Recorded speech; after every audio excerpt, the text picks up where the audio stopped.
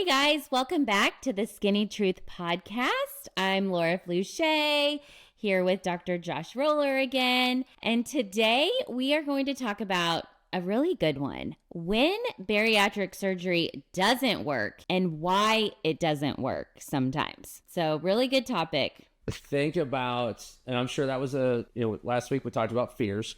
And probably one of the things of all the responses we got, that was the most common one, right? Is I'm afraid of this not working. Was that a fear of yours when you were going through it? I would say yes, because I have struggled with my weight my entire life. I had tried every single thing and nothing worked. Nothing was successful. So I was like, why is this going to work? And what if it doesn't work? And ultimately, the answer to that question is, with surgery, we are definitely changing the wiring. So it's not the same as a diet where you're not changing anything internally, right? You're just eating less, exercising more. Maybe you're taking a medicine to slow something down, but ultimately it's not the same thing. And so surgery works. Now, when you get into when it doesn't work or why it doesn't work, there's always a cause.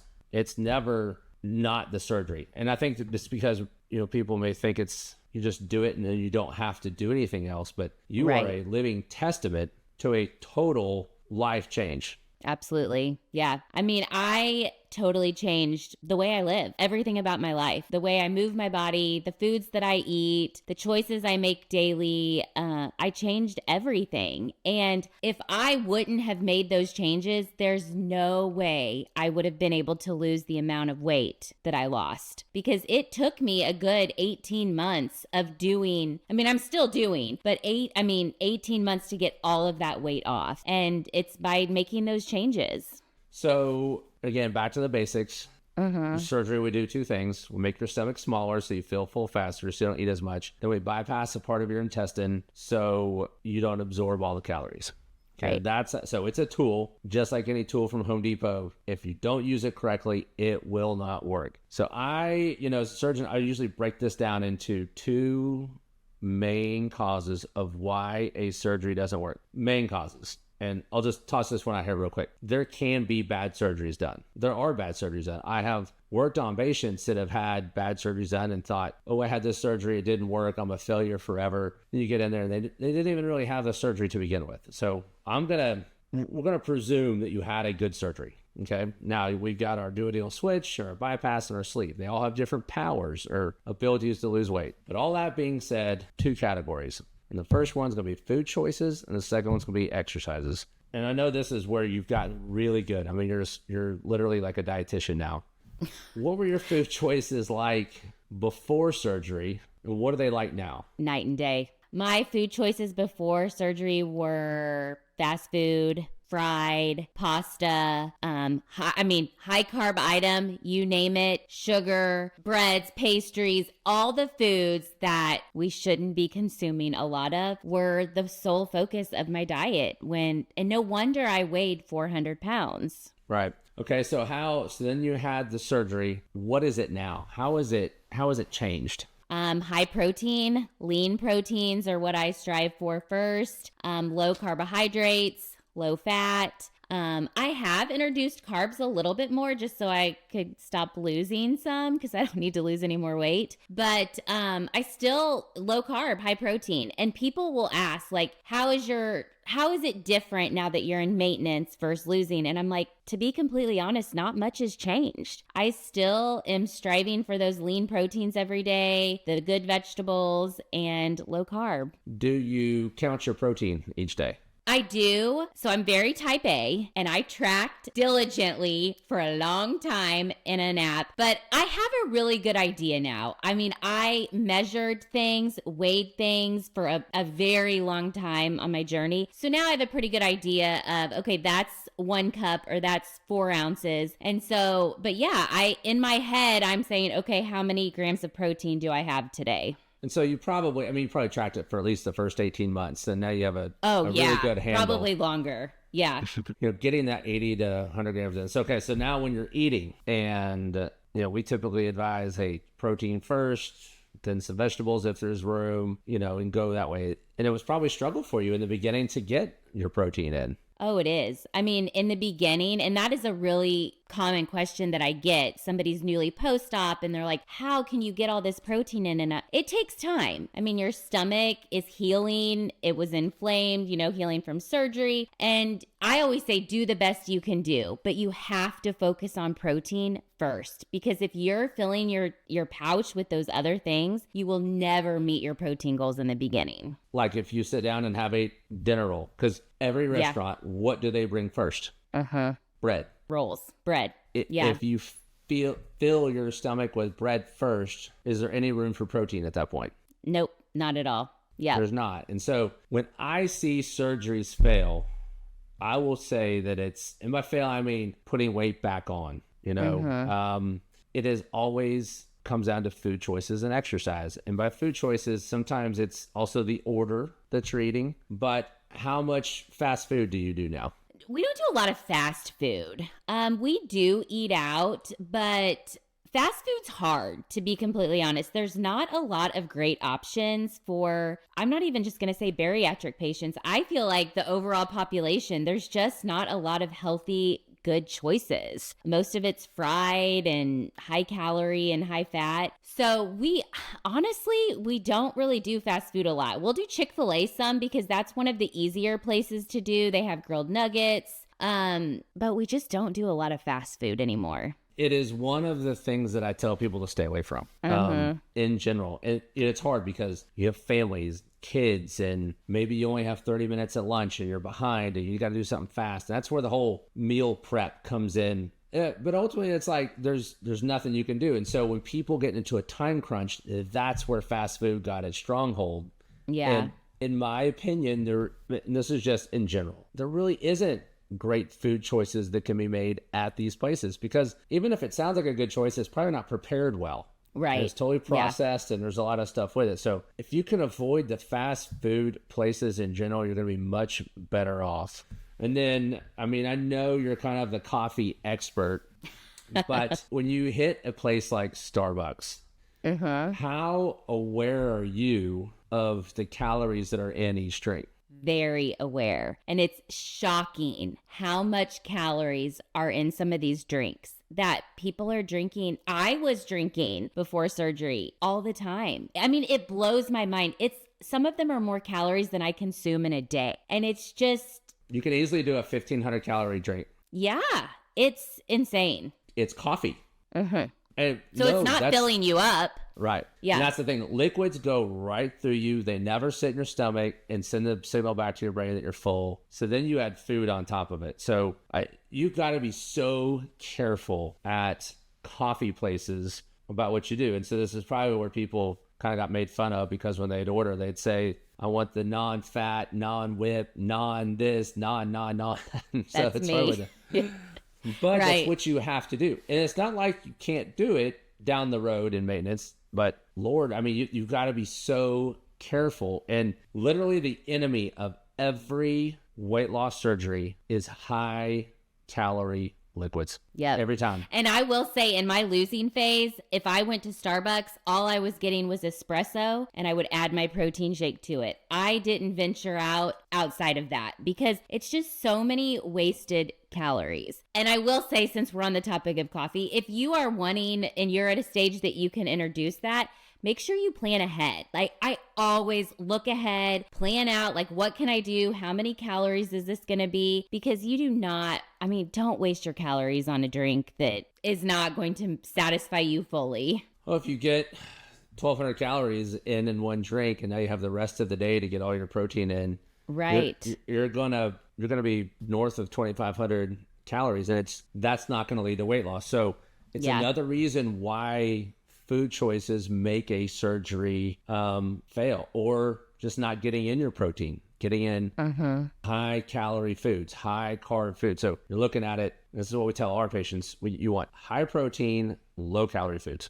That's it. High calorie, high protein, bad. Low calorie, low protein, probably not that bad, but also not helping you. Right, so right. Your calories need to, and if you have a high calorie, low protein, that's a definite no-no. Don't touch it. Run away. it will not help with your journey. And where you are now is different than when you're losing. Right. Absolutely. How, you probably have known other weight loss surgery patients. How in tune are you now when you talk with them or you see them, with their food choices and things like that? Do you find yourself sometimes wanting to say, don't do that? Absolutely. I follow a lot of people online, and I even have like friends that have had it. And I have to say, like in the beginning, so sometimes you'll see people, they've had surgery and they're still in the losing phase, but they've let themselves slip and they start eating some things that they shouldn't be eating, but they're like, hey, I'm still losing weight. I can eat these things and still lose weight. And that's why I tell people, follow the plan, because that is not setting you up for long-term success. At some point, that's going to like nip you in the booty and you're going to start putting weight on, because the honeymoon period does not last forever. You've got about 12 months out to 14, 18 with the do-it-all switch. But what you just described is kind of the death spiral. And that is, you're going to lose weight in that initial period from the surgery. You will. And what happens is you come in at 3 months, and we have a goal that we've set for you at our practice. And then at 3 months and at 6 months. And then at 6 months, people are like, will say, well, you're not at your goal. Let's talk about what you're eating and your exercise. And, well, I mean, I had a Dr. Pepper, or I did this, but look, I'm still losing weight. It's like, yes, but you're not losing as much weight as you should. And the weight loss is going to slow down.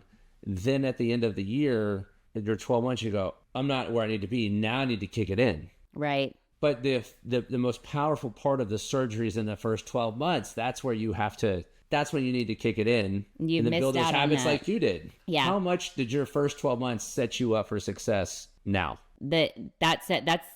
Completely set me up for success. I developed the habits, the eating habits, my nutrition, my exercise. Habits are what keep you going long term, because I'm telling you, you're not going to be motivated every day to do these things. And it's different. Like once you get to maintenance, in one aspect while you're losing, that's motivation. You're like, oh my gosh, like the scale's going down. I'm still losing. Well, eventually it stops. And so you have to keep doing those things to maintain that weight that you've lost. You want to get to goal as fast as you can. That's just the bottom line. So then you can be in maintenance and you don't have to do this, oh my gosh, I have to lose the rest of this weight now, because it should have been lost. And so, if I was the biggest cause of a surgery not working, it's got to be poor food choices. I mean, that has just got to be the number one thing. Now, I know you're not superhuman. You're really good at this, but how have you personally dealt with, let's say, when you made a bad food choice? Because everyone's human. You're gonna mess it up, and the point is, absolutely, recognize it and move on without doing it again. So, what's an example of when you have messed up, and then what was that conversation you had with yourself? So I kind of have a hard time answering. I don't know, because I do feel like once you get to maintenance, it's not like you can never have these foods. At least to me, the majority of the time we should be choosing the foods that we should be choosing, but there's like the 5 to 10% time that like you can have the ice cream, you can have the cookie, like enjoy life. And I will say I'm pretty good about 90% of the time staying on track, and then the 10% that I don't. But if I've had like a really bad day or maybe a bad couple days, I literally just go back and remind myself, look at pictures, and I'm like, I cannot go back to this 400-pound girl. I worked so hard to get here. I can't revert back to my old ways. And the other thing I do is I'm a daily weigher. That keeps me in check more than anything, because if I see that scale, I mean, it's normal. Your weight's going to fluctuate based on time of the month, all different things. But if it's going up more than like a couple pounds, it's like, okay, I need to rein it in. What am I doing? Because like you said earlier, once it gets to 10 pounds, then it gets to 15, then it's 20. And then you just feel like, oh my gosh, what do I do? It's hopeless. And so yeah, I could not agree more about daily weighing. I'd say there's some controversy out there about it. People can be opinionated about it. Yeah. But you don't want to find out you're 22 pounds heavier than when you were and then go, okay, now I've got to I've got to start doing it right. It's harder that way. It's much better when you can recognize it at 5 pounds and then get back into it. And so I think the main thing is just recognizing you've made a couple bad decisions. Let's not double down on that and blow it up. Don't don't kill yourself over it, and go, I'm never going to recover. Give yourself some grace, but then also recognize I've got to get back to using the tool. Right. Use the tool, it works. And if you don't do that, the weight loss won't be as good. And especially if you combine it with a less powerful surgery like the sleeve, which is even less forgiving, then you will see some weight regain or poor weight loss. So those are in the food categories I would look at is really avoid the high calorie liquids, avoid the fast foods, look at protein, and really limit desserts. We used to do this thing at our house with our 3 kids. We call it skip a night. Because for whatever reason, everybody thinks they get dessert every day. And like, nope, sorry, this is skip a night, dessert. Like, what does that mean? It means we're skipping tonight. Tomorrow we're not having it. So we've kind of in our family, because dessert was, and you're right, like why do we think that we need that after? But we would eat something sweet after dinner every night, and we've kind of adapted. Once a week they can choose something that they want, like if it's ice cream or cookies, whatever. Normally it's ice cream. And we do that once a week. And that's good. But that's a habit that's definitely changed for us on my journey. So you're on the food spectrum, the way you are now, night and day compared to where it was before surgery. Nothing is really the same. No, so not at all. When you look at you a couple years out now from your surgery, you can say, I'm not doing it the way I used to. I'm doing it different. And guess what? You've kept your weight off. Yes. It works. And life is still good. I enjoy food. I enjoy the things I'm eating. When I eat bad stuff like ice cream, you guys, I feel bad. And you don't want to be around because the gas, let's just be honest. You don't want to be around me. So you begin to your body feels better. And I used to say this at the beginning of my journey. I still weighed 350 pounds. I was 3 weeks post-op, but I already felt so much better because when we're eating those processed high carb, it's just our bodies are inflamed and we just don't feel good. And that's true even if you're not a weight loss surgery patient. Yeah. Where I trained for general surgery in Dallas, we had a McDonald's at the bottom of the hospital. And that was the only thing open 20 of the 24 hours a day. And we would work, sometimes the longest shift I worked was 48 hours. And I just can tell you don't feel good eating McDonald's. No, yeah. You don't. And so those foods fuel your body, make good choices for your body. And this will impact your family as well. But that is the number one reason weight loss surgery doesn't work as foods. Now, if I talk about the second reason, and this is something you've been great about, but it's going to be exercise. Those are the 2 keys, food choices and exercise. So what was your exercise program like before surgery? What is it like after surgery? How is your life different that way? Well, before surgery, I didn't exercise. I mean, it just wasn't a part of it. I tried different times, like I'm going to go to the gym, I'm going to do this. I never did anything sustained. After surgery, as soon as I was cleared at that 2-week mark, I was getting hot and sweaty 30 minutes a day, 5 days a week. And I'm going to tell you, it wasn't always easy. I mean, my starting weight was like 400 pounds and it wasn't easy, but I found a way. Sometimes I would just walk circles around my kitchen. Swimming, I've talked about this many times, was a huge part of my journey in the beginning because it was low impact, easy for me to do, got my heart rate up really well. And my exercise has just evolved as I've lost weight. I've found new things that I enjoy doing. But yeah, before, no exercise. Now it is a daily routine of mine when I'm not recovering from surgery. Well, okay. And that's the thing. That's what I love about exercise. You don't have to train for a marathon after weight loss surgery to be successful. You have to do what it takes to get you hot and sweaty. 5 days a week, 30 minutes consecutive at a time. 45 is good. I tell people not to go more than an hour because it's really not sustainable to do more than an hour every day. And we want easily reproducible programs. So if you're a patient though, and you've had surgery and you don't exercise, well, let me ask, that's a great question for you. What would your weight loss be like if you just did the food choices, but you did not move your body and do the exercise that you did? How do you think it would have worked out? I don't know because 90% of it is nutrition, right? Most of it is nutrition, but that exercise gives you a cushion too. You're burning more calories. But not only that, there's so many health benefits of exercise anyways. But exercise also, I feel like, motivates you to make the good choices with your food. Like I don't know how to accurately answer that because I did exercise the whole time. I would venture to say that if you did not exercise, your weight loss would not be as good. Because one of the things exercise does is it raises your metabolism, not just when you're exercising, but for the rest of the day. So just going about your normal daily routines, you're burning more calories. You're just burning way more calories when you're sitting talking, when you're doing podcasts, when you're doing, so your baseline metabolism is higher, and that is the key. So from our experience, people that, and again, you don't have to go running 10 miles a day. That is not a requirement. Swimming is great. Swimming, I think people with bad backs, knees, and hips, really good. I don't care for swimming because I can, when I get tired, I might drown, and so I don't like deep pools.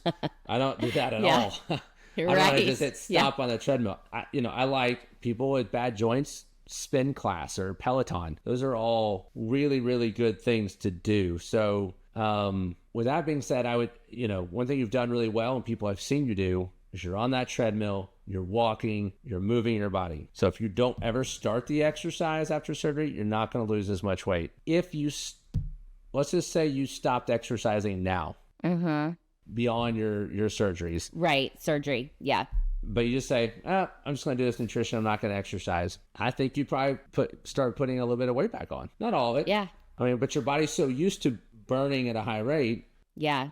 So that's another thing we see is people that start and they're committed and then they stop. And I think that's a real pitfall. It's like fast food. It's just something you got to do. You need to incorporate that into your daily life. Now, if you have a family vacation, you're going to Disney World, yes, I think walking all over the park 18 miles at a time, yes. I mean, I think, again, it's not you're going to put all your weight back on in a matter of seconds if you miss a day or two. You just can't not do it for a few months. Right. And once you get out of the habit, it's hard to get back into it. I mean, I've had these skin removal surgeries and it still is hard when it's time to get back into the routine of it, because once you're out and you got to get back into that habit. So I'll just say that when you wrap it all up, the surgery can only do so much. You then, and the type of surgery matters on how much it can do. But there's still this patient responsibility of needing to do the choices and do the exercise to get maximal results. Right.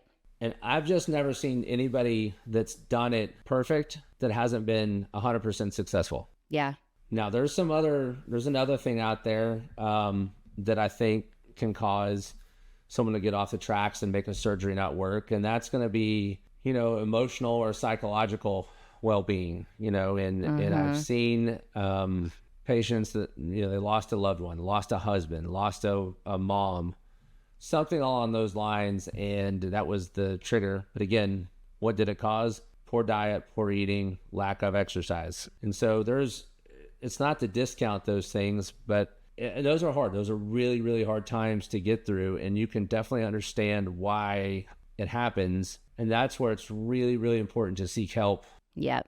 While it's happening. If you're daily weighing, you can see yourself get to 5 pounds, 10 pounds, call for help, call your doctor's office, call your surgeon, call your primary care, call your therapist.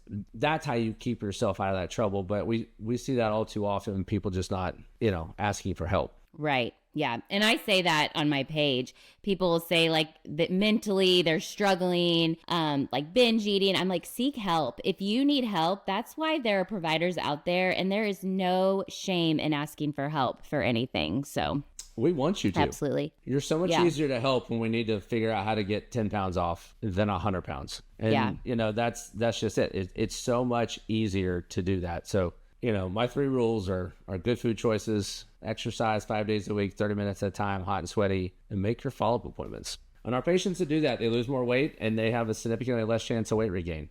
So I think one last one that people talk about, job changes. Oh, yeah. I mean, that's just something that happens. They successfully get promoted, but now you're behind a desk. You're not walking out in the stores. You're doing something. So it's great you have a new job. But again, it's going to come down to food choices, exercise. Right. And that's where just think of daily things that can happen. And you just can't let life changes derail your success. Right. Yep.